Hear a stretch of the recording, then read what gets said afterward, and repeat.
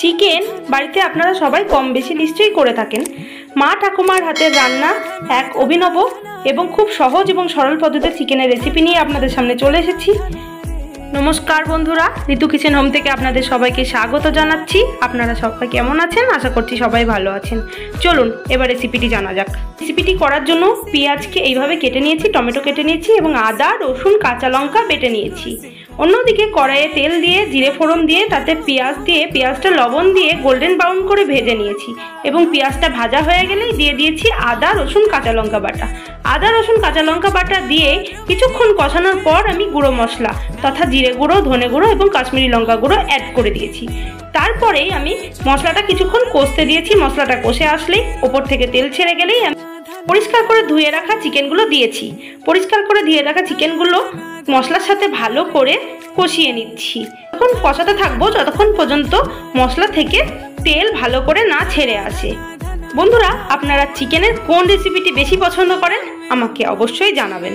কিছুটা সময় কষানোর পর আমি ওপর থেকে 1 চা চামচ পরিমাণ গাওয়া ঘি দিয়ে দিয়েছি।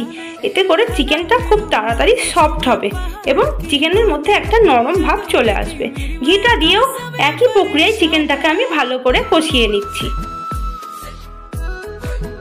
চিকেনের থেকে কষে কিছুটা তেল ছেড়ে আসলেই আমি ওতে হলুদ দিয়ে দিচ্ছি।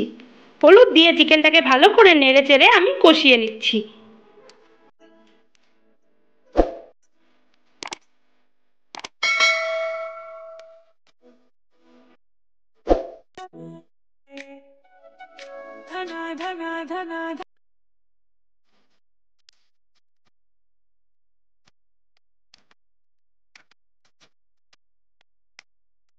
কষানো হয়ে গেলেই মশলা থেকে ভালোভাবে তেল ছেড়ে এলেই আমি চিকেনে দিয়ে দেবো ওই ভেজে রাখা আলুগুলো।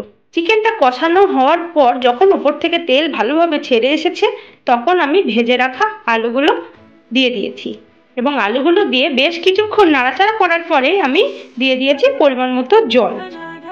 জল দিয়ে বেশ কিছুক্ষণ ফুটিয়ে যখন দেখছি পুরোপুরিভাবে আলু এবং চিকেন সেদ্ধ হয়ে এসেছে তখন ওপর থেকে আমি গুঁড়ো গরম মশলা ও ধনেপাতা দিয়ে দিয়েছি। এরপর ভালো করে 2 মিনিট ফুটিয়ে নিয়ে গরম গরম নামিয়ে নিয়েছি লাল লাল চিকেনের ঝোল। এই রেসিপিটি একবার হলেও করে দেখবেন বন্ধুরা, আশা করছি ভালো লাগবে। আমার চ্যানেলটিকে সাবস্ক্রাইব করে দেবেন, ভবিষ্যতে আরও ভালো ভালো ভিডিও আসতে চলেছে। ধন্যবাদ, নমস্কার, ভালো থাকুন, সুস্থ থাকুন।